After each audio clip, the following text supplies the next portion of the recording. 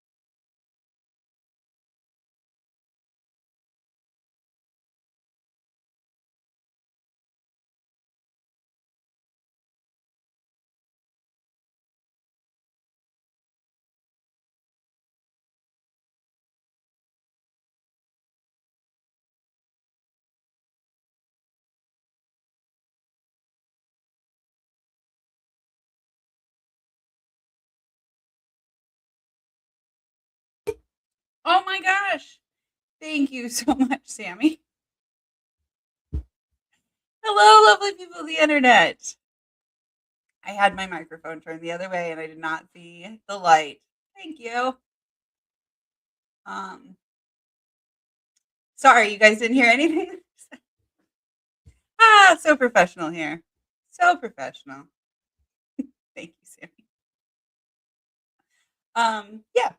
So we're gonna get going here in a little bit.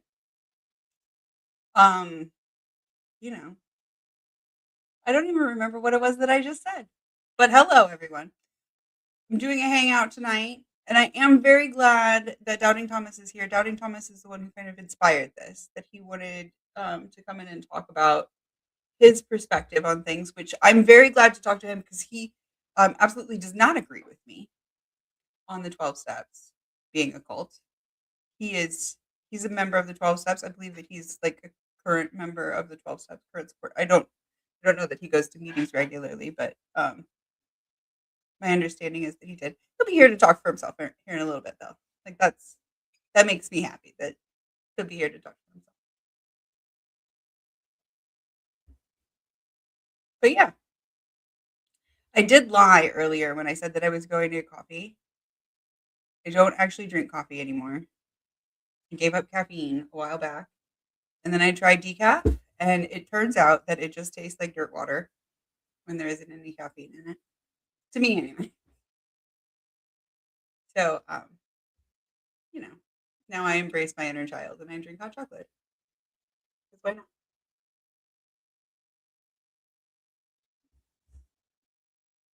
But hopefully he will have his coffee. Now that is something it's wild how much coffee we drink in the rooms. I don't I come to think of it, I don't know if I was a coffee drinker before AA. I don't think I actually was. Not that I'm gonna say that that AA did it for me. I think probably a little bit of like living in the dorms and stuff had already started a caffeine addiction for me by the time I found AA.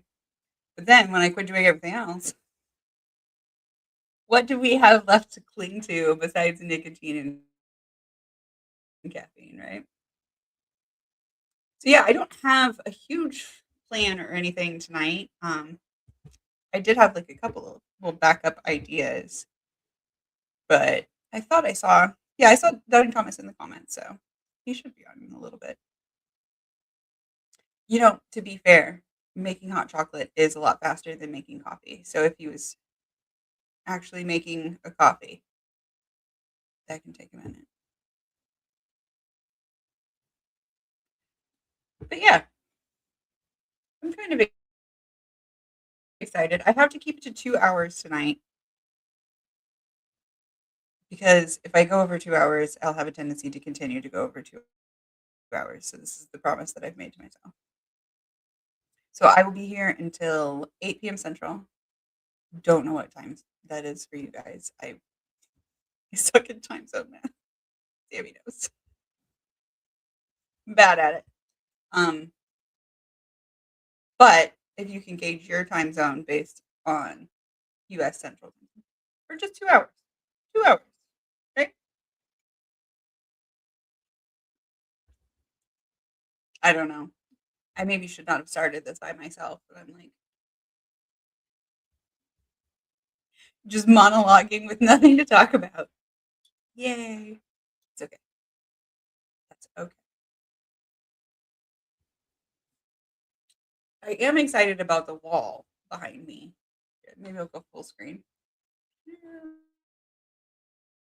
Not close enough. It does look like more of a solid wall now. It's not going to stay that way. Now is when the fun starts. So I got some sponges, some painting sponges, and I don't actually think I'm gonna sponge it. I think I'm gonna like drip it down the wall. I'm gonna put a bunch of towels down at the bottom and tape off the trim. And I have kind of an idea for an effect that I have in mind. I tried it on cardboard and it worked on cardboard. I'm a little bit hesitant to try it on the wall, but gotta be brave, right?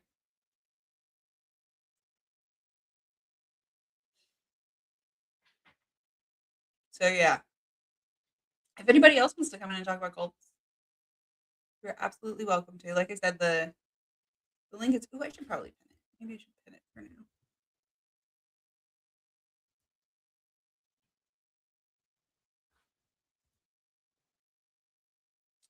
It did not work. All right, let's do it this way. Yeah. So link to join is pinned at the top. If you're interested. But yeah, we're just waiting for Daddy Thomas at the moment. Hello, to Fluke. Good evening. Good evening. How are you doing this evening?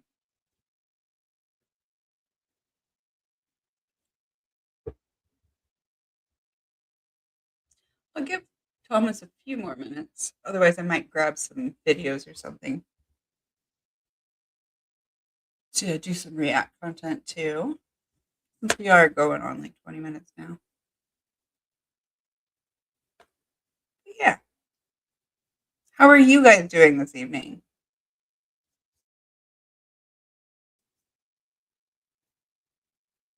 Winks and grins. Awesome. Awesome. Love to hear it. I do see Downey Thomas in the background. I see devices not connected. So if you have a microphone that you can connect.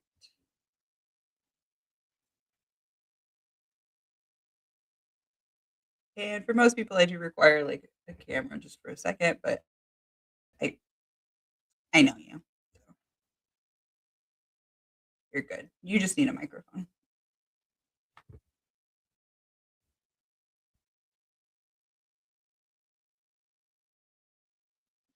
Hopefully he'll be in here in a second. Oh, that looks better. There we go. Oh,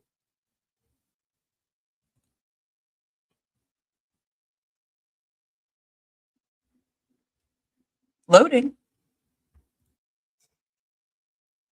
Loading, loading.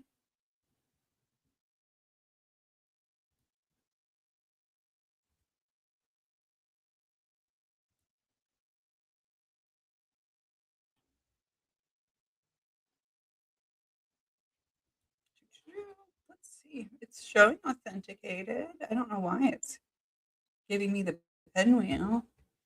And when I go over to the stream, it looks like I'm also getting the pinwheel over there. Huh. Okay. I'm going to try removing you and then adding you back.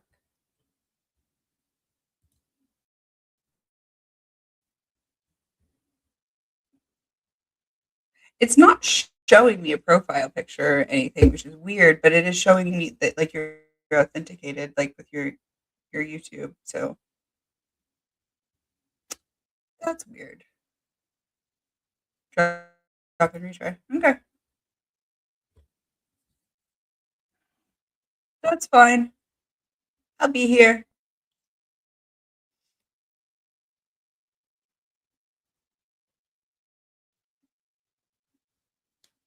I do think it is him, but if there's anything that I can try, I'm willing to try it. I don't think that it's him. I think it's whatever his device is. To be clear.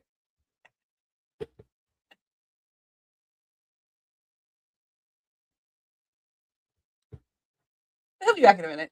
No worries. Should I put some music back on? I can't actually use good music because then I'll get the copyright hammer slammed down upon thee. But we can listen to some lo-fi copyright free beats while we're waiting. Like we're listening to the whole music.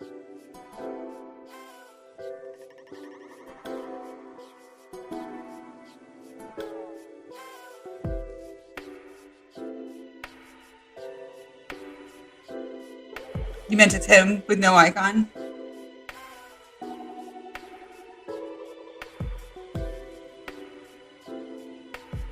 Or do a clue which of the many issues could be stopping connection? I guess it's only irate people, irritate people. Yeah.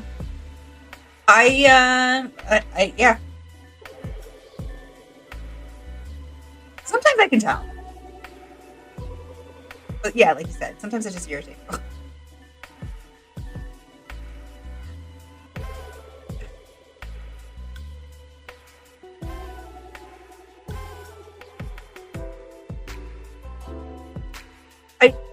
I don't hate the new StreamYard music selection. I don't particularly like it though.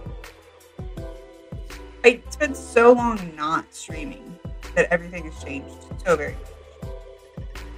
Let's see. I see Doubting Thomas and I see you on camera. Do you want to be on camera? No, don't. Okay. I'm going to go ahead and add you to stage now because you are an icon.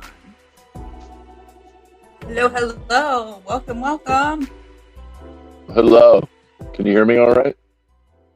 I can hear you. The microphone is a little... Fuck. I'm on my phone. I can't join on my laptop. Okay. Oh, no. Okay. Well, I can put up with this for now. Here, I might be able to switch my mic. Yeah, if you have like a headset or something, that might be helpful.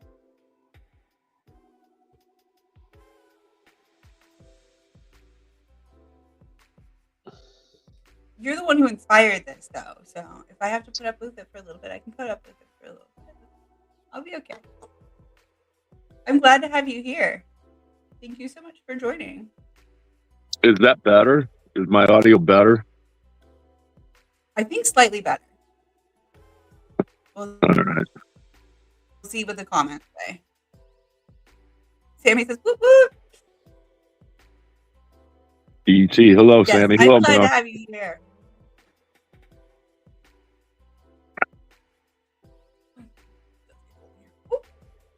Okay. I think he's going to come back in a little bit. He might be trying to switch to a headset. We celebrated a little bit too early, Sammy. It's okay.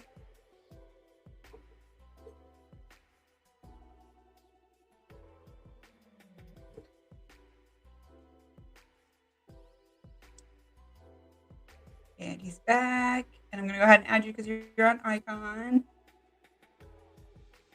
I can't hear anything, though. Sorry. I hit the wrong button. Can you hear me? All right. I can hear you now, and the audio is much better. Oh, sweet. Can you hear me? Yes. Yeah, okay. Loud and clear. Like cool. So, yeah, I'm very excited to have you. Okay. Because I know that you disagree with me, but I also know that like you're a very like rational person who like can like disagree with somebody and have like a conversation about stuff and not, you know what I mean? Yeah, I don't totally disagree with you. Okay. Okay. Tell me more. In my thoughts. I want to hear yours, your side of it. I have briefly.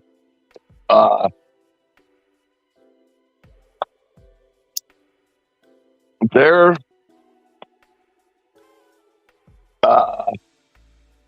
I don't even know where to start. I think there are some things that go on in AA that get missed by a lot of people. Do you mean by people like not good things that get missed by a lot of people? No, I think by people that attend AA and they I will agree there is a whole lot of bullshit that goes on in AA. Like unbelievable amounts of fucking bullshit. Yeah. Yeah. And I was fortunate enough I met a couple of older men in AA. Okay. That I wouldn't say that they saved my life, and I don't think they would say that they saved my life. But they took me aside and pointed out there's a lot of bullshit that goes on here. Yeah. Like one of the best friends I've ever had in my life, I met in AA. And That's funny. I've heard that from a lot of people, like people who are still in it and people who are out of it. But go on. Yeah, he cautioned me early on. Like when you come to an AA meeting, keep in mind you're sitting in a room full of alcoholics. You're not sitting at a fucking board meeting or some financial institution. Everybody here is not out for your best interest. Basically, you're surrounded by sick people, and you're one of them. I absolutely agree. You said that was early on. Well, early on, I went to AA a few times because a friend of mine took me to my first AA meeting. Okay. And he was the only reason he went to AA is because he was court ordered because he had a DUI. Okay. But he knew I had a fucking problem. Mm-hmm. So. How long had he been going at that point? Well, that was my first meeting. So. How long had your friend been going? Was that also his first meeting? He'd probably been going for like 30 days or 60 days or whatever. I think he had to early. I think he had to go for a year or something like that, or he had to do so many meetings a month for a year or whatever. Okay. That sounds similar to I had 14 months that I had to go twice a week. Oh, right on. Yeah, something similar to that. And when I initially went, I was young. I was in my early 20s. And I kind of checked it out for a while.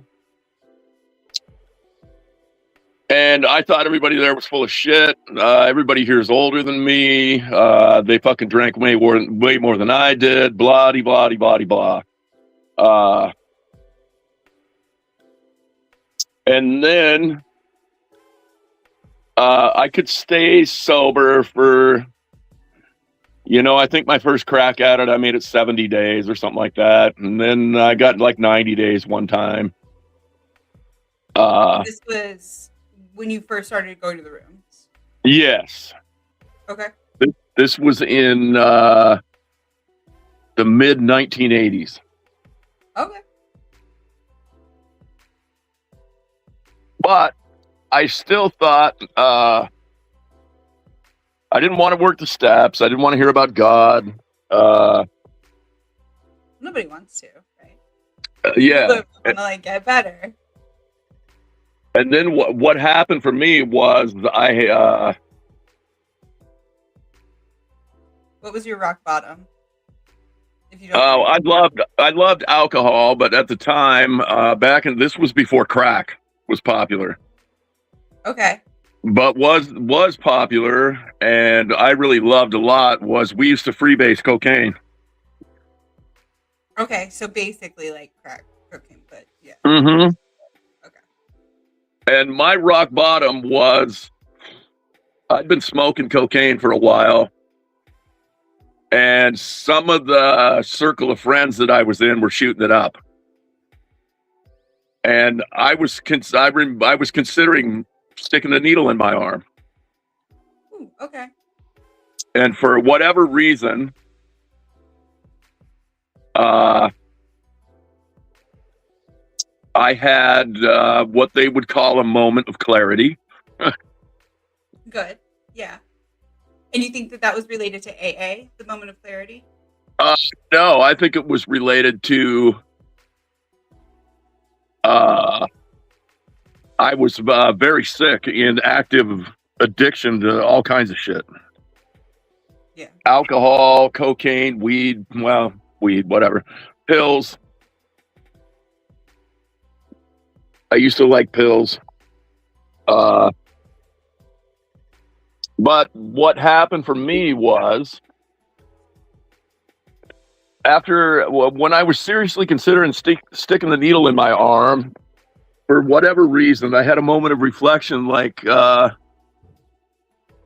here I am, I'm 22 years old, and I'm considering sticking a needle in my arm. 10 years ago, I was a pretty decent kid.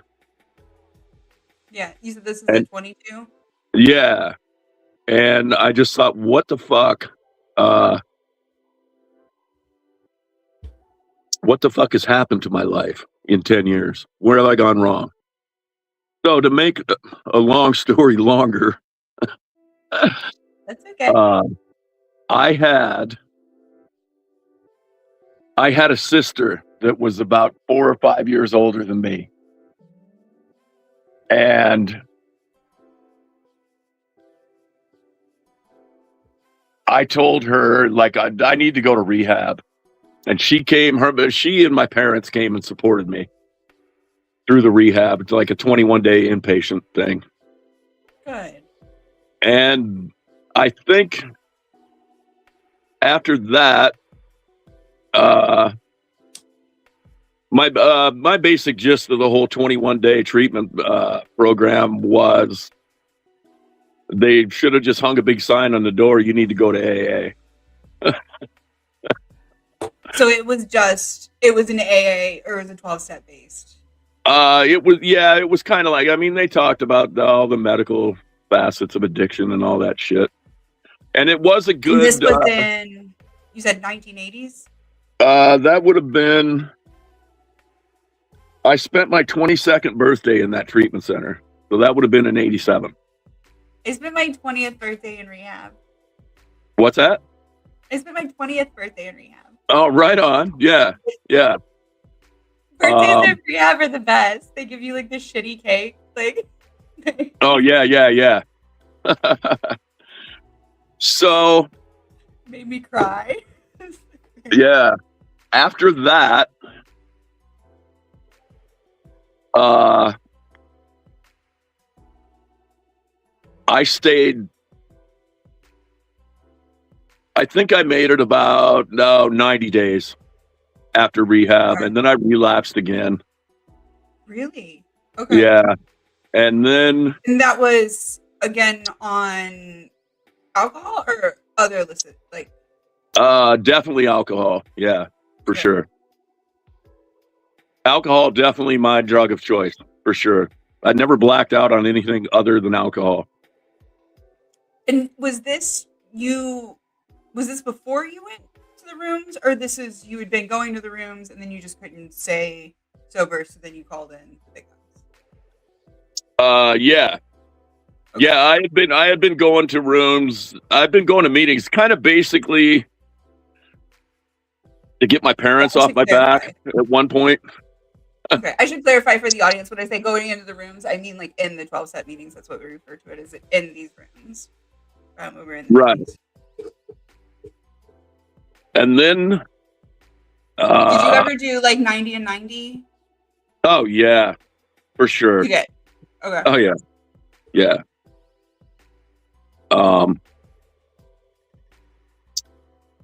So what happened for me was after rehab,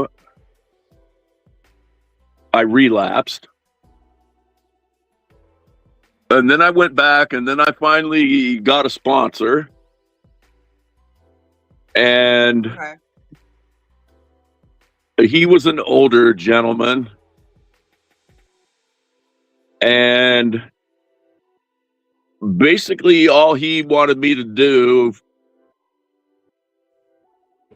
from what I remember, for like the first year, was just not drink and go to meetings and call him if I felt like drinking. Yeah. And then at one point somewhere in there, I think it was, he had me read chapter 2 of the big book. I think it was chapter 2, but whatever chapter it was, he said, I want you to read this basically and study it and pay pay particular attention to where it talks about the insanity of the first drink. Okay. And so I did that. I think that is in There Is a Solution. I think that's chapter 2. Oh, okay. Oh, yeah, possibly. Yeah. Uh, Yeah. So I did that. And after studying that for a month or two, I went back to him and said, I don't believe this. I don't, That's I don't, great. I don't believe I'm insane. I bought it hook, line, and sinker for the start. Oh, and what he told me, what he told me is then, well, maybe then you're not done drinking. And he didn't say it, and he didn't say it to be mean. He didn't say it to shame me. He didn't.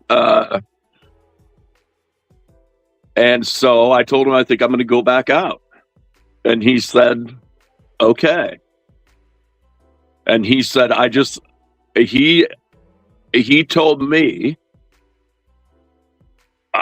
he said he had just one thing to ask of me. He said, you can call me anytime you want to, day or night, and I'll pick up the phone. He said, but please don't call me when you're drunk. Because it might be triggering to him. What's that? Because it might be triggering. Did he mean that? No. Oh, Because no. he didn't want to deal. He didn't want to deal with the yeah. I don't know how familiar. You can't deal with drunk people. You can't fucking rationalize with them. You can't talk to them. Yeah. It's fucking pointless. Right. So what happened was the sister that had come to support me in rehab was killed in a car wreck. Oh my gosh, I'm so sorry. That had nothing to do with it had nothing to do with alcohol. It was just a fucking accident. But still, that's And awful. yeah, it was horrible. Yes. I'm so sorry. But well, thank you. But what happened for me was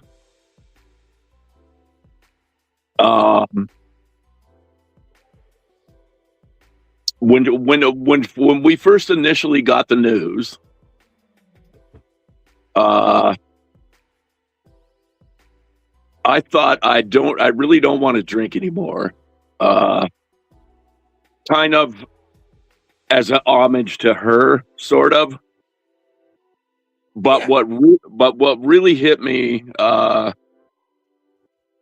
one of the most profound moments of my life was when I read my sister's obituary in the local paper.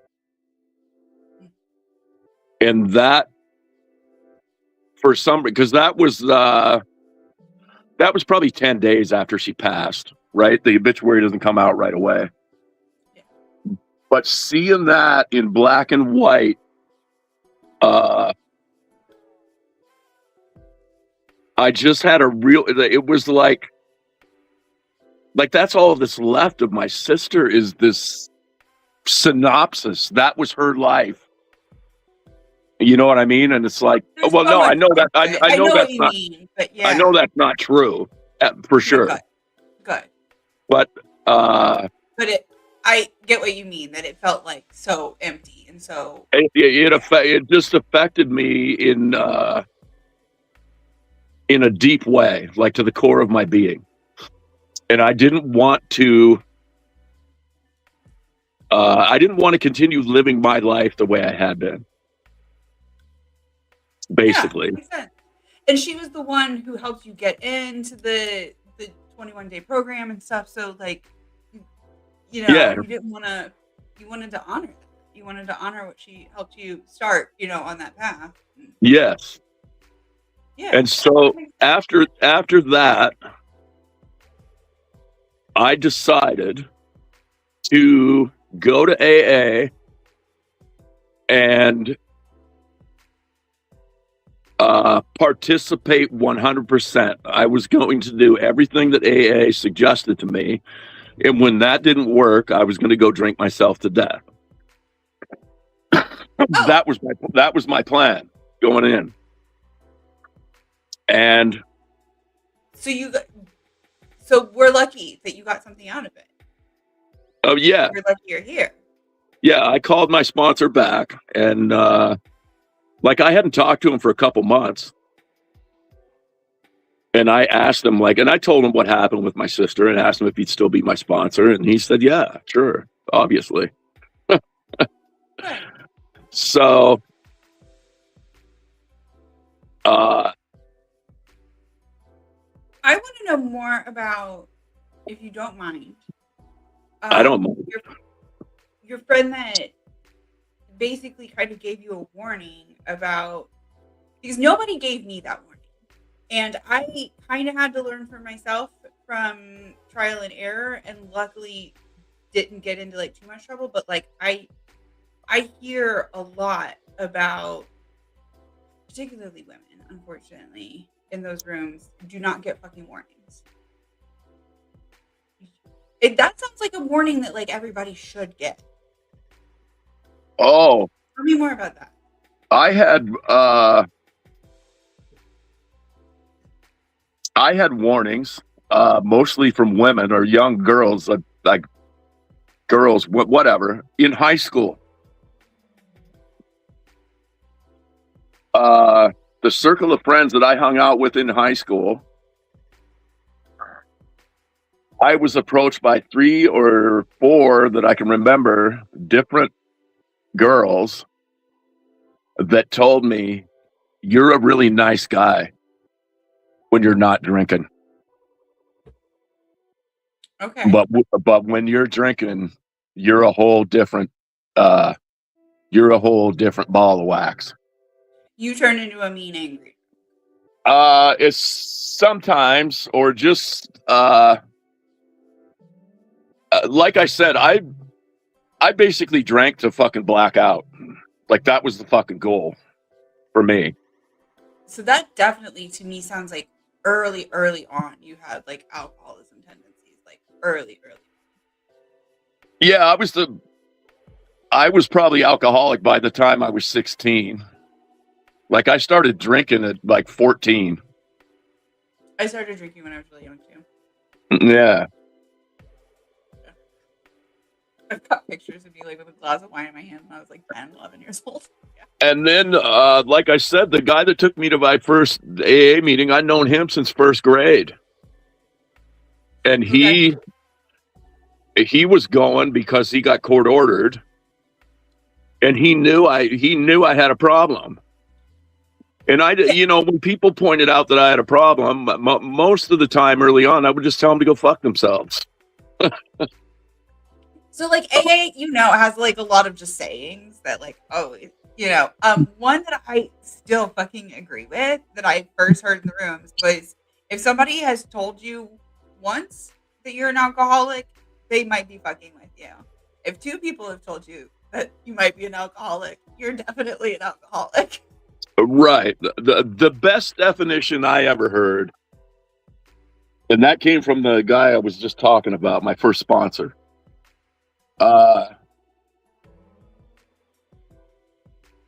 And I don't know where he got this from, but he told me, he said, if you black out once, you're probably not an alcoholic. He said, but if you black out twice, you're probably an alcoholic, because most people that are in their right minds that aren't alcoholics, if they black out, it fucking freaks them out so bad, they never drink to that point again. They know, okay, that's the line. I don't want to do that again. Right. And you were like, okay, that's the line where I need to get. Yeah, that's a line. That's a fucking goal. Yeah. So it sounds to me like you probably had some other shit going on in your life too. If you were at that young an age, you wanted to like fucking fly. I mean, I don't want to get into your personal life if you don't want to like share, but it sounds to me like you maybe had other stuff going on besides drinking. Yeah. And the drinking helped you get away from. Yeah. And I'm 60 years old and I'm still trying to figure it out. I remember, like, this is hard to talk about. I don't talk about it online very often, but fuck it, You I don't will. have to if you don't No, feel comfortable. no, I Okay. will, because I think maybe it'll help somebody else. I don't fucking know. I have dealt with depression. I remember wanting to kill myself when I was around 10 years old. Like, I've never attempted suicide, but I remember as early as 10, I didn't want to fucking be here anymore. Because I don't, it's like I never really felt like I belonged here, or there was something that all these other people knew that I didn't know, if that makes sense. Like it's so familiar. So familiar. Yeah, like they had That's some other love or zest for life that I was just missing. there was so everybody got something that I didn't get. Mm-hmm. Yeah. Yeah, I think And my dad said that I was 12 the first time that I told him that I did like I wanted to like not exist. That I wanted to not be alive. oh wow. I remember that's interesting. I told my mom, like the time I was talking about when I was 10 years old, I told my mom, I basically I told her I want to walk out in front of a bus. Wow. And all my mom said basically was, don't ever say that again. Because she didn't know. My mom was born in 1924. Yeah, I mean, she didn't know. I give your mom more grace than I give my dad. My dad was like studying his PhD to become a psychologist when I was a kid. Oh Like that's wow. the shit that fucked me up. When I talk about like I had fucking childhood trauma, yeah, it's because my dad fucking like treated us like lab rats. Oh wow. And he heard that shit and was like, oh, well, here's what I'm gonna do. Like, here's how I'm gonna alter the experiment. Holy shit. And the other issue that I had to deal with, and probably still am dealing with, I'm the youngest in a family of 15 kids. And we're all from the same parents. My parents were devout Catholic. Okay. So no, some type of religious something. Okay. Yeah, no birth control. Yeah. So growing your up, older sisters raised you. well, yeah, and growing up, I was basically their little brother. You know what I mean? Like that was You were the little tag along. Even more than that, like that's kind of how I was identified by teachers and stuff. Is, oh, you're their little brother. I know how that goes, being identified by your family. I'm from a very small town with a family. My last name isn't Johnson, but it was basically like, oh, you're the Johnson kid. Right? Same kind of shit, yeah. Yeah. So that's funny. I've thought about this multiple times, and I've talked to my roommate about this. That like if I would have been like assigned male at birth, I like probably would have been a drunk, because it would have been like more socially acceptable for me to like drink a lot in my early 20s. Right. But yeah.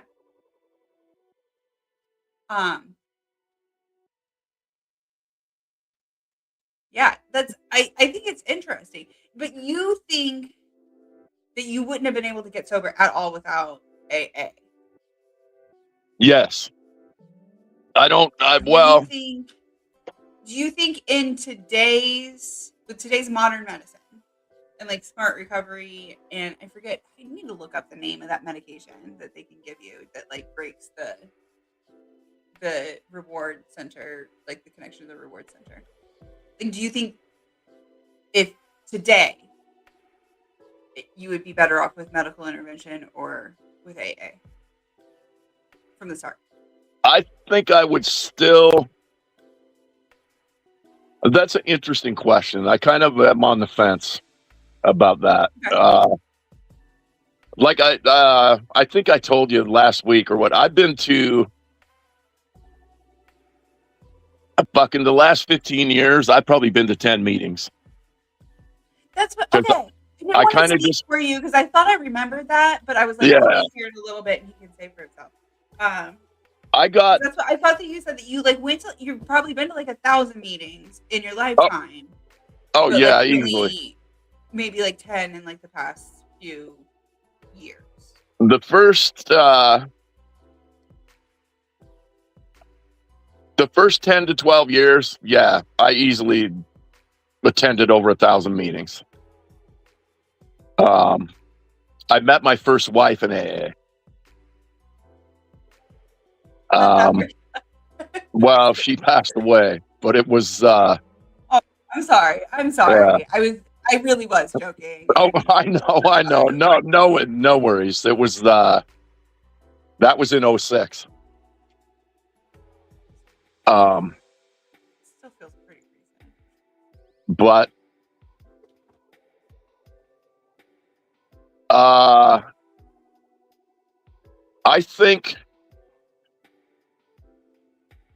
think the biggest reason people can't get sober or stay sober, and this follows with AA, I guess, but it's also my own opinion. It was very hard for me, and I think it's very hard for everybody to make an honest evaluation of your life. Like to honestly look at yourself. Yeah, step 4. And I think that, yeah, I think that's the biggest. Most people can't do it because it's if you get sober for a while and start looking at, depending on who you are, all the problems that my drinking had caused to me and to a lot of other people. Yeah. I talked about, and that starts to trigger. That starts to trigger feelings of. Basically, I'm a piece of shit. I'm no good. I can't do this. I'm going to go back and drink. Yeah.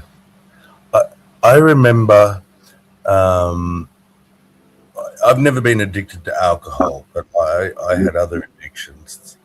And I remember the day that I realized that I had been saying, everyone else just doesn't understand. I don't have a problem. I know what I'm doing. And when I realized that's what I was doing, that was the first real self-awareness and awakening. And I wonder if some people never, maybe they're too inebriated to ever have that moment of clarity of, wow, I'm bullshitting myself. Exactly. Yes. And I don't know if you've heard this saying, Menno, but look for the similarities and not the differences. Okay.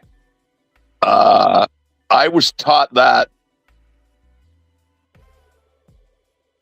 early on in AA, because what I had been doing up until that point was I would go to AA and look at all these other people and say, I'm not as bad as them, or that never happened to me, or this and that. Yeah. And look for the differences. And I I had get one shame. fella in particular. Yeah, I had one fella in particular that took me aside and he said, like when you're sitting here judging other people, because he knew exactly what I was fucking going through. He said, when you're sitting around in here judging other people, he said, stop looking for the fucking differences between you and them and start looking for the similarities. Yeah.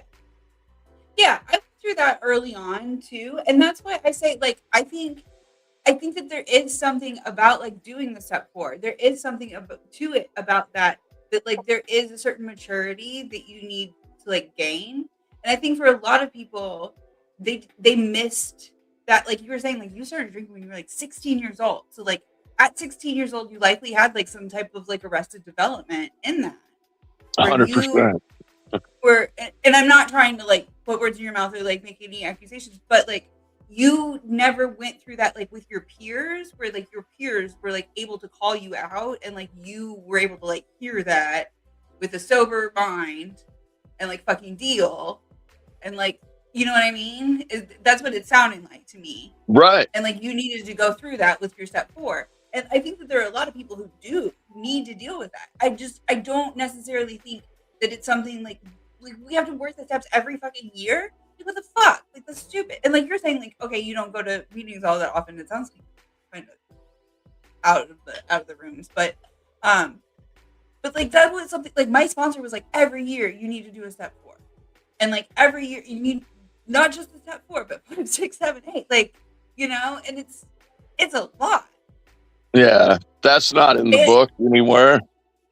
And when you do that, it's like you were saying, once you like, okay, yeah, you have that like initial, oh, this is difficult. You got to like work through that. But then there's a lot of like shame that goes with it. And it's not guilt, it's shame.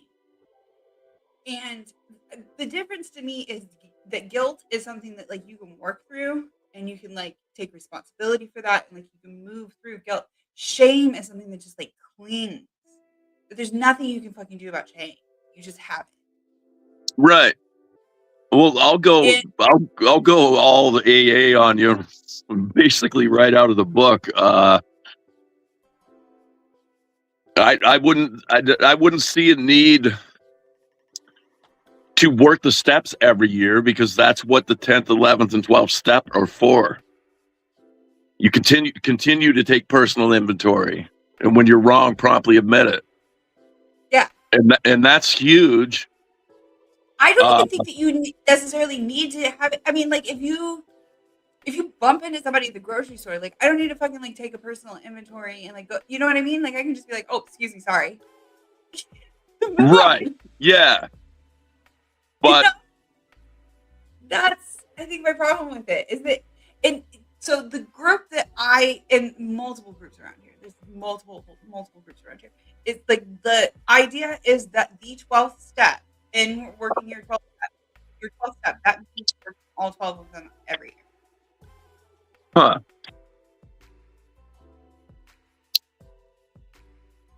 But yeah, it's a big thing. What? And that's kind of what started the idea to like do this stream regularly. The Tuesday stream is because I'm like I moved back here and I'm like, oh yeah, right, all these cult members. I think right. Like there's over like there used to be over 24 home groups in like the area that's like the immediate like less than an hour drive right around. Oh wait. Or I'm guessing you're in California. Nope, I'm in the Midwest. I'm in Missouri. Oh no shit! Yeah. Wow, I'm in the Pacific Northwest, like near Seattle. I'm in like Meth World, basically. Oh yeah, me too. There's Meth World's everywhere, probably. Do you have a large homeless population there? Yes. Yeah, in this town. Particular. I don't want to get too much into it, but yes, in this town. Yeah, we do here too. I agree, Sam. I think that like there's something to it that I think could be used as the start of a program, but I don't the more that I like learn about the origin of the 12 steps and Bill and like all the shit like that he was fucking on when he wrote this shit, and like where these programs and where these groups have taken this shit, I don't think that we necessarily need to salvage it. I think that we That could use it as a scaffolding for something better. yeah, that's kind of why I left AA, and I don't know if I feel shame or guilt about it, but A lot of people do. I felt guilt for a long time. I felt like because I wasn't going to meetings, but then like also like I convinced myself my first step out of it was like, well, I guess I'm not an addict, because like so many of these things that they're like, we as addicts need this, and I'm like, but I don't feel like I do need that, right. right? All this shit, and so I was like, okay, I guess I'm not an addict. And I think that there is such a thing as substance use disorder. I think that I probably did have some substance use disorder type symptoms. I worked fucking through those. You know what I mean? I'm fucking Oh, through right it. on. I mean, yeah, I smoke weed like as like a recreational thing because I I like do it. too. I went But like, 21 years, and then I met my second wife, and she was a pretty regular weed smoker, so I started smoking weed again. But it's not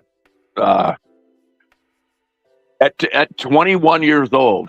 I remember I was going to school during the day, and then I had a job cleaning up a fish house, like a fish processing plant at night, like graveyard shift. And I worked with two of my older brothers there and a couple other dudes. We drank at work.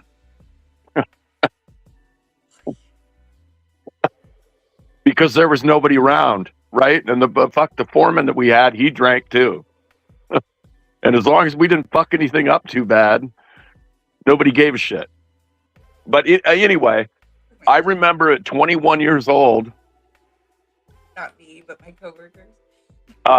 Yeah, like I wanted to quit. Like I knew I had a problem. I knew it. And I wanted to quit. And one day, like it was just the classic, I'm not going to drink anymore. Like had a really bad night, wake up with a really bad fucking hangover, drag yourself to school and just fucking torture. I'm not doing this anymore. And I remember walking into a Safeway grocery store one day. And when I walked into that store with every fiber of my being, I didn't want to fucking drink that day. And I ended up walking out with a fucking 12-pack of beer. And it was the internal struggle in my mind the whole time I was in that fucking store. I feel that with food. And I know like that sounds really silly, but like I luckily have never had that with like alcohol or any type of like drug type substance. Right. Apart from like sugar. Where, Oh, like, I told myself I wasn't gonna fucking eat that shit. And I fucking ate it. And I don't ever want to have this again. I had basically what they call a compulsion to drink. And getting rid of that, and I tell people, I feel obligated still to help people, but only if they want help. Like, I don't force myself on anybody, but I will let them know if you want help and you want to talk when you're fucking sober. Yeah. I'll tell you what I know and what I went through. Because that's what was done for me. Like I said, I met two older men that gave a large part of their life and time to me to help me get sober and stay sober. And I get that there are those people in AA. I'm not doubting. There's not very many of them. That's why I stopped going, because of all the fucking bullshit that you're talking about. And the second sponsor I had was a Vietnam veteran who saw combat in Vietnam. Like he saw all of it. Shit. Yeah. All of it. Like the worst shit you could ever fucking imagine. He lived through that. What was I Do going to you say? think that AA is good for those other people in the room? It's good for who? The other people in the room, like the majority of the people in the room. You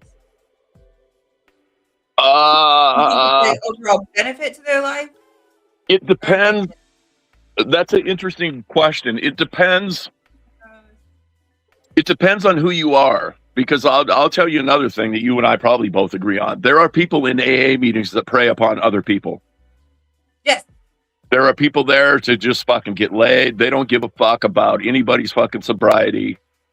The amount of creepy old dudes who invited me over to their house to read the Big Book with them when I was like fucking 20 years old. Yeah. Yeah. Yeah, that's what I was going to say. My buddy, Alfred, the Vietnam vet, when he saw that shit going on in a meeting, he would call it out right there. It doesn't always happen in the meeting. Sometimes it happens after. Oh, yeah, yeah. You know, you're supposed to be there like an hour fucking beforehand, maybe 2 hours beforehand if it's your home group. But then you have to stay for like an hour afterwards, especially if it's your home group. Right. You know all that shit because everybody got the chairs babe. We gotta clean up. And, like, fucking gotta get back. Yeah. And the other,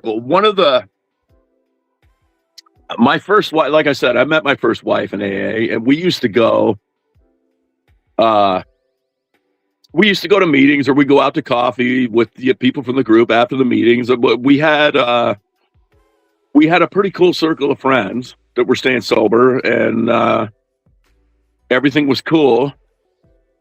And then when we were like, 7 or 8 or 10 years sober or whatever, we stopped going as often because we just had other shit to do with our lives. And so then we only saw that circle of friends. Like, I don't know what they do there. They have like clean and sober dances here every so often, where they hire a band. There's no alcohol. All the fucking AA people, NA people go out and fucking party together, right? Yeah. So we call it sober prom, but it's the same thing. Yeah. It's for adults, yeah. So we would still go every now and then, hang out at one of those because we like to dance. And yeah, it's a good time. And what happened? And I kind of just shined it on because that's who I am. But we would see these people, like if they hadn't seen us for 2 months or 3 months, they wouldn't come. And my wife pointed this out to me. She said, "I'm done with this bullshit." And I was like, "What are you talking about?" They snub you because they haven't seen you. Well, no. She said, these people, and who she was talking about, they were fairly close friends of ours. But when they saw us this one particular night, and I didn't even really catch this, but my wife was saying they didn't even ask us fucking how we were or how we were doing or how we've been. The fucking first words of their mouth were, "Where have you been? You haven't been going to meetings." Yep. That's what I was talking about last night. You weren't there. I was talking about how I was in a recovery house when I first left the inpatient recovery that I did 28 days. But after I left inpatient recovery, I went to recovery house. And they were like really weird about like how they kicked me out. And I think it was basically because I was autistic. Like looking back on it, I didn't know I was autistic at the time. But I like forced myself to like go to meetings here, like that were close, as opposed to like driving 30 minutes away because I knew that like they would be there and they would see me at like the home group meet, and I like needed them to like see me at the home. Like, why? I don't know, because like you get fucking like treated like even worse if you don't. Right. Yeah, I see. Yeah, I see what you're saying. And some They'll of like that, fucking treat you like shit and like fucking manipulate you into like doing all kinds of fucking like, yeah, service yeah, work my ass. yeah, service Sorry. work. And some of it, I will grant, some of those people do it out of genuine concern, but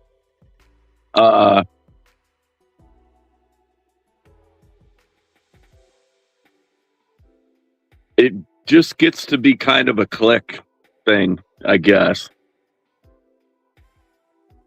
And then I'll tell you an experience I had one time that fucking, it pissed me off and it kind of floored me. I went to a meeting and there was a newcomer there. And he was, I can't remember if that particular time, if he was a little drunk at the time, but I don't think so. But and this wasn't my home group. I went to a meeting that wasn't my home group just to get out and see another meeting or whatever, right? Variety. I'm listening. I'll be right back, but I'm listening. And because it wasn't my home group, I didn't say much, and I don't think they called on me. But after the meeting, I sat there and I watched, and nobody at this group approached the newcomer. Like went up and shook his hand or talked to him, and it just fucking blew my mind, man. So I did. I went up and said, hey, my name's Tom. This is your first meeting, blah, blah, blah. I gave him my phone number. But it just floored me because, like, what the fuck are you people doing here, man?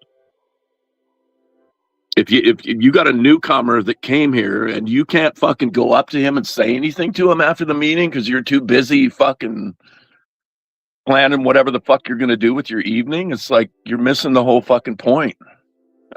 Yeah, that's what I was like. Were they were like in their little? That seems like a particularly bad home group. Yeah. Do you know what I think I would love to see you two do is sit down and compare the 12 steps, even if it's just the 12 steps or one of the books, I don't know, to the bite model. I heard. Yeah, that's. I think you would possibly change your mind, DT. This is like just listening from the outside. You for the last 30 minutes have been describing Jehovah's Witnesses cult. Yes. Yeah. The action control. Where have you been? Why haven't you been at the meetings? The thought control. You have to think this. Submit and change your mind over to the higher power. Conditional love. It's ticking so many boxes. I saw Minnow was laughing because she, I didn't catch much of what but you were talking about the bite model last week, I think. Yeah, it's like a how-to. This is like a how-to to the bite model. I don't even know. It's like, give me a quick rundown on what the bite model is. Let's see. Well, it's an acronym. Behavior control, information control, thought control, and emotion control. Control, yeah. Oh. So, within those 4 categories, they then sort of have a few subcategories as well, like different ways that you can control behavior. For instance, where have you been, Tom? You haven't been at meetings. I haven't been at meetings. Judge. Don't go to pubs. Don't go here. Don't go anywhere there's alcohol. Don't Yep. Yeah. Yeah, if you're gonna go out to a party, you have to go to a sober prom or whatever they call it there. Like that's yeah. Yeah, that's bullshit.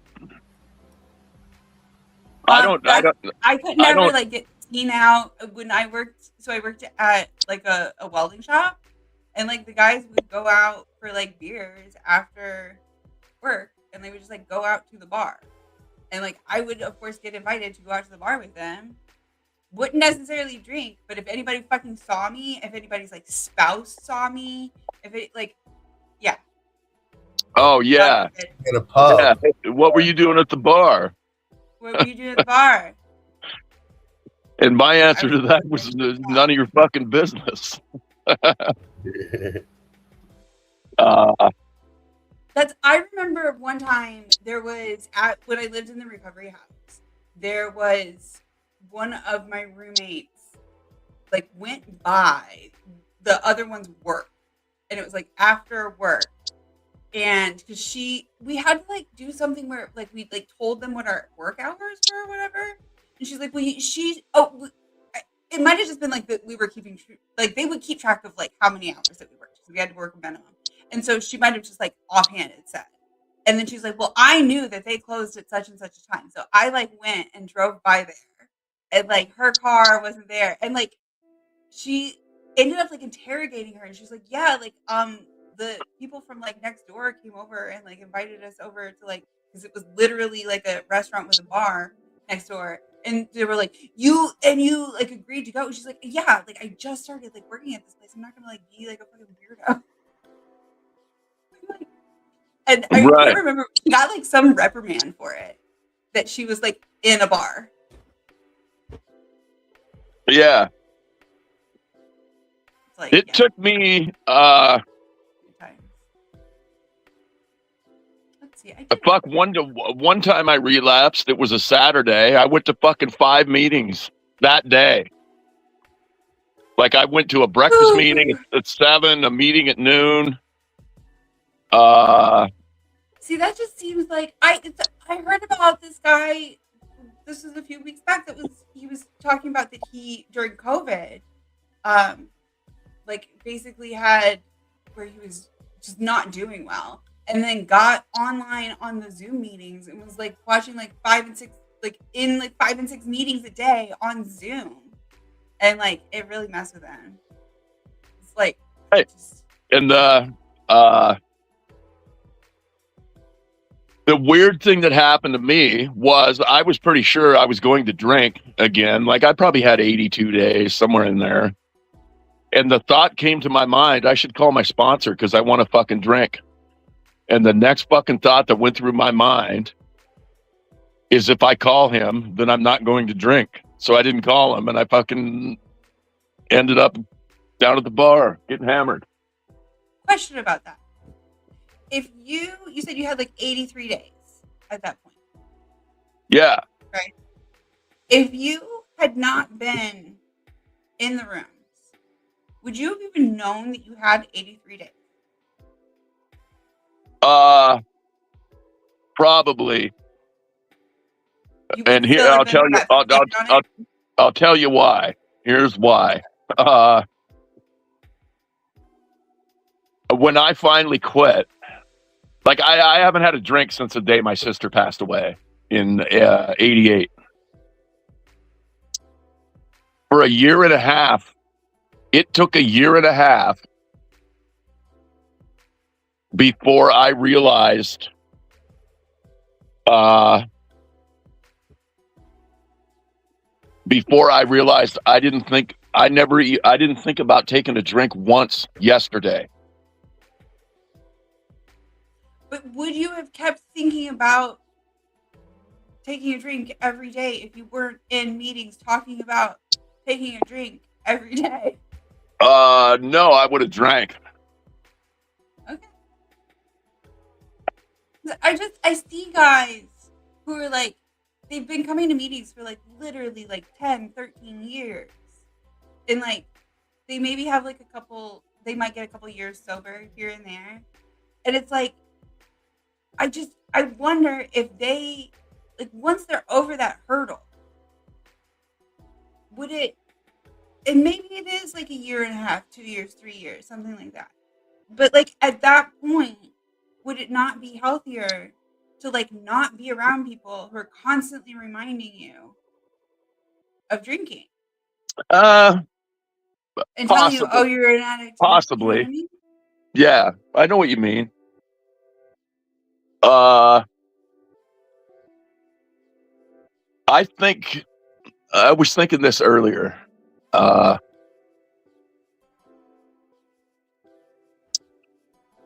think what happened is And just to let you know, I do need to wrap up in like 35 minutes. okay. I think a lot of therapy or counseling or whatever ended up in AA. If that makes There aren't. It sense. doesn't make sense to me because there isn't people in AA. The only training that they have is being drunks. Right, and I think that's all you need. I don't think you need the as far as AA goes, if you want to seek outside counseling, that's outside of AA, in my opinion. AA is not therapy or counseling. I And would then agree with and that if they didn't then treat it that way. the other thing I saw that happened quite a bit, at least in the early 90s, would people would come in and they would get sober, they would get 2 or 3 years of sobriety and then go get a fucking counseling degree. Okay. And a lot of those people, in my opinion, had no business being counselors. Like their lives were still their lives were still so fucked up internally, and now they think that because they've gone to AA and had a couple years of sobriety, they're going to go out and save other people through counseling. And they're still, most of them are still fucking batshit crazy, in my opinion. Like I wouldn't pay them $5 for a counseling session. I get that, and I also, yes and no. So I think that if they have gone through school to become a counselor, to me, that does a little bit more as far as like their qualifications, that they should at least be able to like point you in a healthy direction. They should at least have the tools to be able to do that. Now, my dad was not a very good person, as we've discussed. Was a pretty shitty therapist. He's a shitty shrink. But when he died, there were people fucking lined up around the block to like tell me how he made such an impactful difference in their life and like improved their life. So even like a shitty therapist can fucking help people. Yeah, I get what you're saying. Yeah. And yeah, like his life was a fucking mess. His personal life, absolute fucking mess. Yeah, just because I think they're a shitty counselor doesn't mean they didn't help people. Right. That's, yeah. And to me, going and getting the degree and like going to school and like passing the classes, you've had somebody like evaluate that you at least have the tools. Whereas like in AA, it's just like you're just thrown in there with a bunch of freaking drunks, like your friend said about like that they don't all have your best interest at heart, you know. No. And in theory, a therapist is supposed to at least like have your best interests in mind with their pocketbook. Right. I mean, there's a bunch of sick fucks in AA, and I was one of them. I mean, I don't know about you personally, but yeah, I know that there's a lot of sick fucks in AA. There's a lot. Yeah. I mean, and a high concentration of them too. It's not just like, oh, that's a large swath of the population, and therefore there are a lot of pricks in it because like there's going to be a lot, there's going to be pricks in every population. No, it's like a high concentration of like people who are like deceitful, who are like judgmental and cliquey, and like a lot of I would consider to be like very immature type behaviors. And I get that like the steps like keep them in line, but like also that's just fucking controlling people. And I think that there needs to be like I think it needs to be okay, then you go to therapy. You know, you work the steps and then and not even as I don't think the steps the way that they are set up, the way that they are now are as helpful as they could be. And I don't think that the program is at all helpful in comparison to other medical interventions and counseling interventions.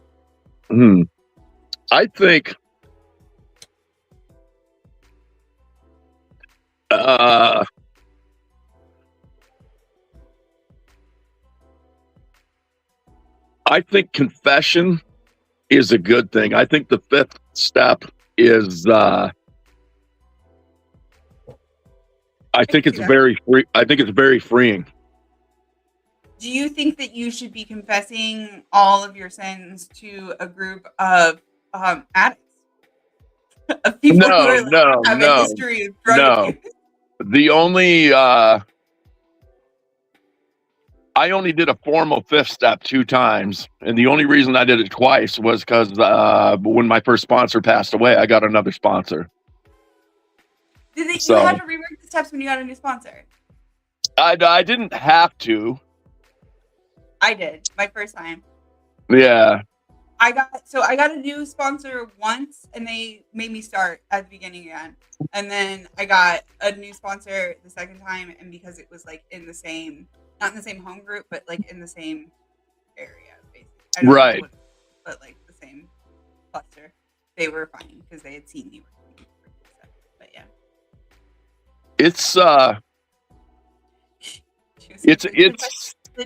I agree, but I get what you're saying, that it's a cleansing type. It's a thing. I think that you should like maybe do that like with like maybe your sponsor if you trust your sponsor, or like I would another person that like you like tell your sponsor about. I'm doing it with this person that is a trusted person, and maybe if you are religious, it is your priest, or maybe you know what I mean. I don't think that you should do. No, I don't think that most people should be. I don't think anybody should be confessing all their shit to the fucking group the way that like all the groups around here do it. And that's fucking that's insane, man. To me, I don't think that you should be. Go ahead. Put over the coals like that, even with your sponsor in particular. For everybody, for some people that might be okay, but I think for the vast majority of people, no, your sponsor isn't even somebody who's qualified. I never would have done that with either one of these gentlemen if I didn't trust them implicitly. Absolutely 100%. I never would have, never, ever. And the first time I did my fifth step, putting the shit down on paper that I'd done, like a moral inventory on paper, like when you're actually writing with pen and paper about the wreckage of your past, they call it. That was hard for me in and of itself, actually seeing it on paper. And I do agree that everybody should kind of do that. Right. Not necessarily formal fourth step, but when I met my sponsor and we picked a time that we were going to do this, I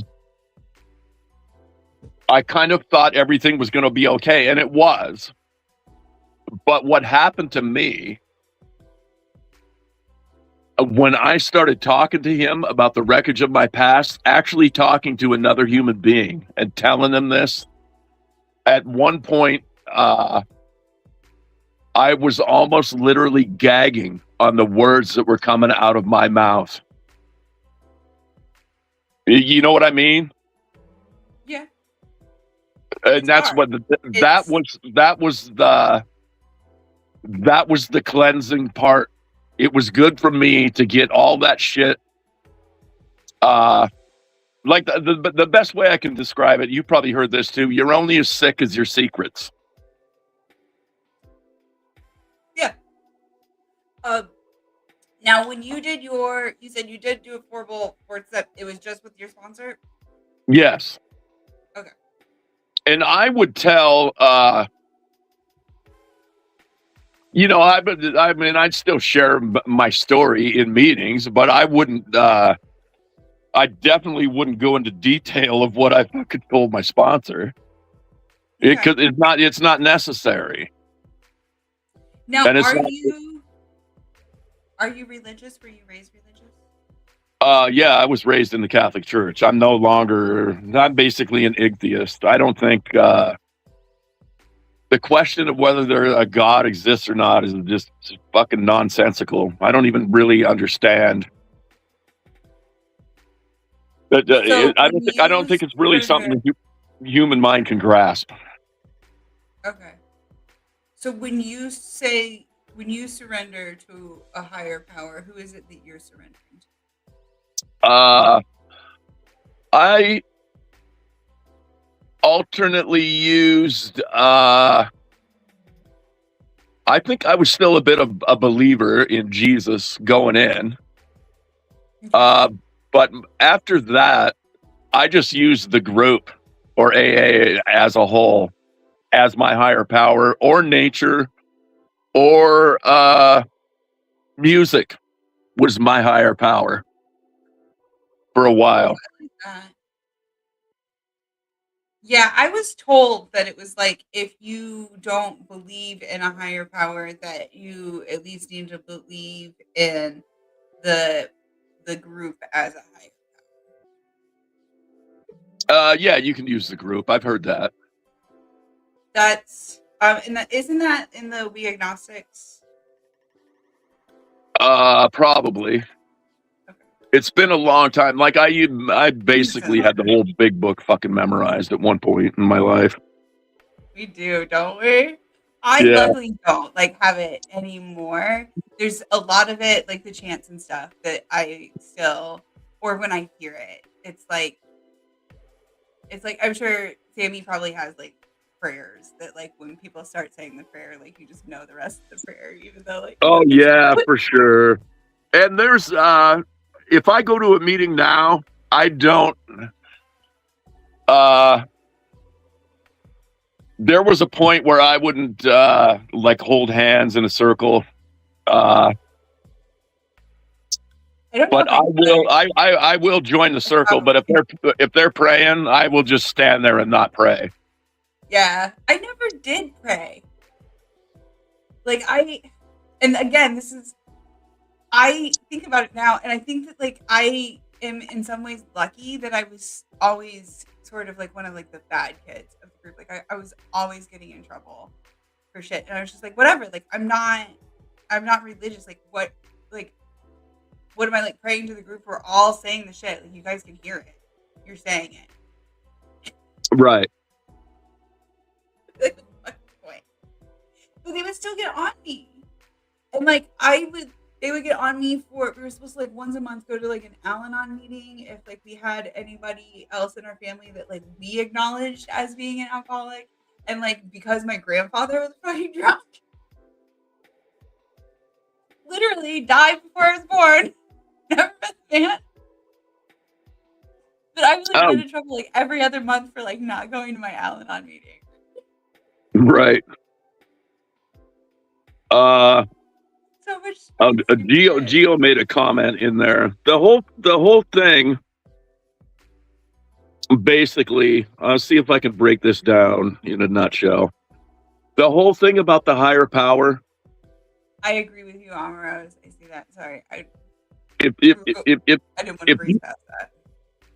If you feel the need, like if you find yourself voluntarily going to an AA meeting because you have a problem with alcohol, the whole thing with the higher power is you're not going to fucking do this by yourself. That's the whole fucking point. Yeah, but you are. The point that I'm making is that you are. I disagree. If I could have, I would have. If I could have conquered alcohol by myself, I would have done that. I was so fucked up I needed Chapter help. 3. Go ahead. Chapter 3. And this is, I don't know if you've heard me talk about this before, but in chapter 3, paragraph 4, he talks about how we have tried every imaginable remedy. In some instances, there have been brief recovery followed always by a still worse relapse. Physicians who are familiar, blah, blah, blah. Science may one day accomplish this, but it hasn't done so yet. And I Right. write in the margin, that was true in 1939. It is not true, and it actually says in 2009, but it's been a while since then. I still don't think science has done so. I think there's no cure for this shit. Found better ways. Yes, they absolutely can cure you. Again, I need to look up the name of the medication, but yeah, they can absolutely like break the bond that it has with like the pleasure center of your brain. Absolutely, they can cure you of alcoholism. Then why are there? I got a brother. I have an older brother that drinks literally 2/5 of alcohol a day. Because AA has such a tight hold on our society, and it tells people that this is the only way. There's no other options. Only other options are jails, institutions, and death. If you're in. Oh, I would never say that. But what I'm saying is this is. I would say it's the only way that worked for me. Bill Wilson sent out 20,000 fucking cards to physicians explaining to them that there's this new disease that he discovered of alcoholism, and this is the way to treat it is with AA. All right, like he has had such a fucking tight hold. The concept of AA has had such a tight hold on our medical society since alcoholism has even like any type of alcohol use disorder has even been recognized. But like anytime that any type of treatment gets developed, all the AA people, all the fucking AA cult people are like, no, there's only one way. The only way is AA. Yeah, and but it doesn't go anywhere. I have a friend who's on the medication, who's literally on the fucking medication that was, and again, I need the medication. And he went to AA meetings, and his sponsor told him to stop taking the medication. Oh, yeah. I would say that all of those people that would say that are missing the whole point of AA. Like what they're preaching, The general concept, right? What they're preaching is not AA. AA has been fucking corrupted. Okay, but that's like saying the Catholics and the Protestants and the Church of England, nobody like has Christianity right. Okay, they might all have it wrong, but they're all doing it. Right. They're the ones who are in charge of it. Like, yeah, but like you said, they're like as far as I know, and just from personal experience, 3% of alcoholics ever get sober for any length of time. It's like 4.2%. Yeah. And I'm that's for a year or more. I'm very fortunate and very grateful.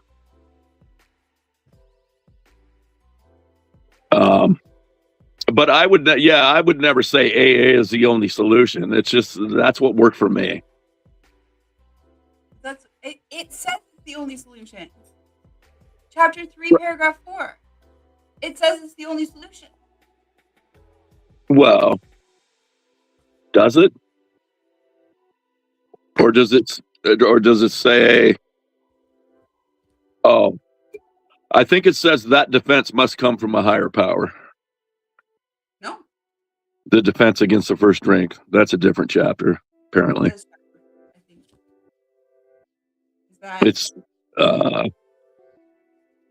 and also in that's in there as a solution. In the 30 some years that I've been around, and I'm not saying it doesn't happen, I'm just saying in my personal experience, anybody who has been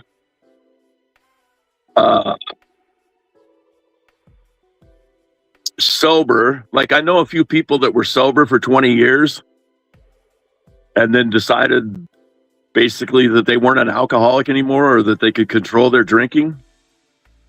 I've never seen anybody successful at that.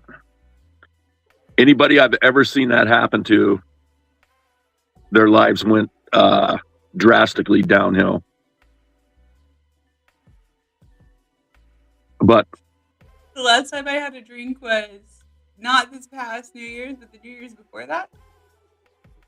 And I had one drink. One. The last time before that I had a drink was it was a few months before that, and then I had like a fifth of vodka that was in my freezer because I broke it at work. It's a long story, but it was in there for if I figured out it was over a year that it had been in my freezer, and I finally pawned it off with somebody. But why did you have that drink? Was it to prove to yourself that you could have one drink? No, it was because it was New Year's and I was hanging out with a guy that I was seeing for New Year's, and I was having a good time. And oh, right on. All right, there. That's cool.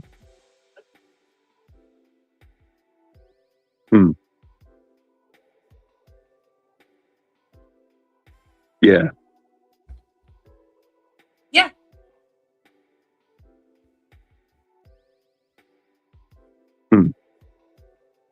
But I will definitely agree with you. There are a lot of fucked up people in AA, for sure. 100%. Yeah. I think we agree on a lot of stuff, and I really enjoyed this conversation. I do need to jump off in 15 minutes, but this has been really fun. And okay, let me tell you one. You go just for the coffee. I'll tell you one more thing that You missed it, Sam. I mentioned I also quit the coffee. I quit caffeine, and then all of a sudden coffee tastes like dirt water when there's no caffeine in it. I gotta quit fucking smoking. Oh, I did that just last year. Oh, that's awesome. That's monumental. Nicotine is a motherfucker, man. Oh, that's what people have you seen quit drinking and start smoking in the room?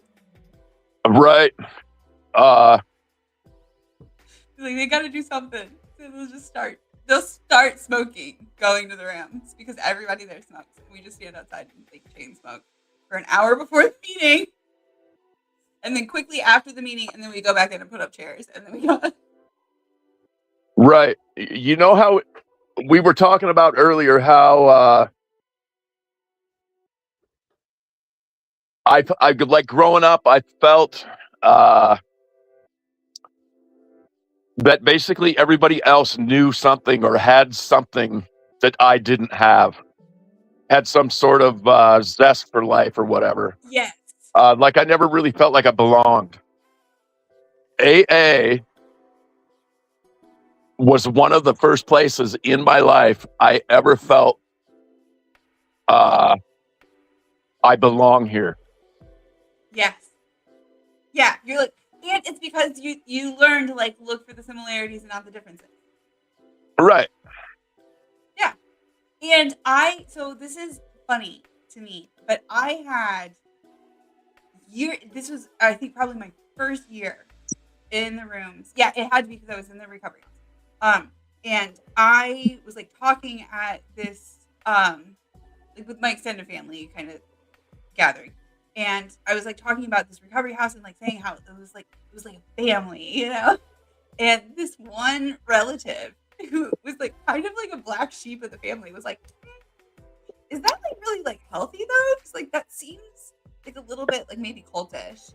And like the whole family was like, you need to shut the fuck up. Like, like she's doing well. Like shut up. And, like, right. It's a bit of, and like years later, I feel so bad. I feel so bad that I did not defend that relative.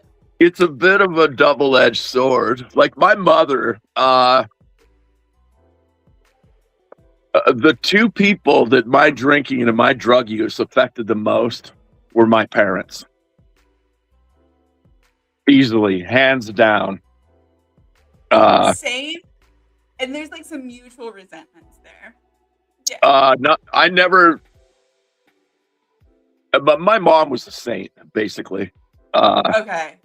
That would be that would be really different. Yeah. Yes, yeah, I love my parents. My dad and I, I love my parents too. we were at odds, but at times. But uh, my mother was always my rock for sure, and I'm very fortunate for that too. But having said that, uh, Glad I'm a rose. she basically begged me to stop drinking and doing drugs for 6 or 7 years. And when I finally did, there was one Thanksgiving that I went down because they probably do it there too. Like on the holidays, they'll have a hall open for 24 hours where you can just come hang out, play cards. Like they don't have a meeting going for 24 hours, but you can come out, hang out, play cards, whatever, right? And so I bought a turkey and took it to the AA hall. And my mom, I was like been sober for 1.5 years, 2 years at this point, right? And my mom made a comment about something to the effect like, do I still have to go hang out with those people? You knew. And no, I told her, I said, Mom, I am one of those people. Like, I mean, you're not wrong. Yeah. yeah. And we laughed about it, right? Sorry, my headphones got caught on the thing. Not important. Fix it later. The bite model. Bite model. Yes, I was trying. Last week I had pictures. But And I you can't don't remember where I saved them. you can't save your ass and your face at the same time. That's another saying I like. True. Well, not always though. Just saying. Right. Not always. I wish I had. But yeah, I know. I know. Homework, but I know several atheists that have got sober in AA. So you don't have to be a Christian or religious. You don't have to be, but it's like a bait and switch. They tell you that it's not religious, and then they throw in God. Well, they throw in God as you understand him. And again, we agnostics tells you that the group is your higher power. Can be. I'm just saying, like in a lot of cases, that's. I mean, it does say that in We Agnostics that is what they do. Oh yeah. But like also, like that's any higher power. If you're saying it's not a religious program, like any higher power, that's still AA religion. You get what I'm saying? Well, what if you use nature as your higher power? Is that? It's still AA religion.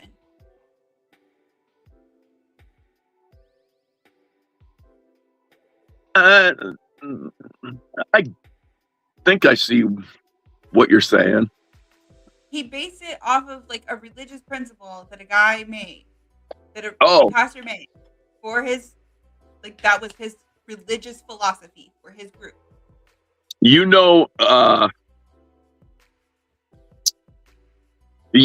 They did experiments, and I don't know how much like Bill Wilson was into this. I'm sure he was involved in it. I think it was in the like 50s, maybe early 60s. They used LSD to try and induce spiritual experiences in people. Mm-hmm. Yeah. To get them to stop drinking. I am going to have to jump off here in a little bit. Okay. You go, whatever. Yeah, don't let me hold you up. For sure. Okay. Sammy, did you have anything to add? You've been very quiet. No, I've just enjoyed being here. It's been excellent. Enjoyed Loved having the you. what's the word? The come on, brain. The You're life sort of discourse. exposing yourselves, but Oh, like the honesty and it's not easy stuff to talk about. I really appreciate being able to listen. Yeah, just be here. I didn't really want to add anything. I just, I think you did that. wanted to hang out. So, yeah, you did that I for think, sure. yeah. I appreciated having you yeah, guys, both of you. Yeah. this And was a thank you so much. great conversation. It really has been. It really has been. And you've brought up a lot of things that like I haven't really necessarily thought about in that perspective. And I think we've said multiple times how much like we agree on so much. So Yeah, it's really it's a fascinating subject too. yeah. So I'm really glad to have had both of you guys. I am down to give this another go next week.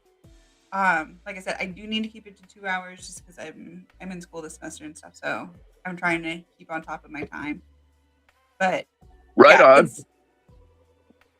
I would agree that it's not for everybody, and I think that you and I almost kind of agree that there might be like a certain group of people that it might be for, maybe. I would, yeah, I would just say, if you're new to AA, be very cautious. Be very careful if you go in those rooms. Yes, know that Yeah. there are going to be predatory people who are going to try and take advantage of you, especially for young women. I would say like young women don't go alone. 100% for a young woman. Absolutely 100%. Because yeah, it can be bad. Good seeing you too, Amarose. Really very nice to see you. I'm glad to see everybody. I haven't seen Omarosa in forever. It's been a Yeah. while since I'm kind of new back to streaming, but I'm trying to hit Tuesdays and Thursdays. I was just doing Tuesdays, but I think I can add Thursdays if it's not. I was doing a lot of homework and stuff for the Tuesday streams as well, but this is less. We're just going to be chatting about stuff. So Yeah. this is good. I'll come back next Thursday for sure. Yeah, I'll jump in too if you want. Love that. Yeah, thank you. Cool. I appreciate having you both. Yes, thank you. Good to see you any both. last words? Penis. And with that,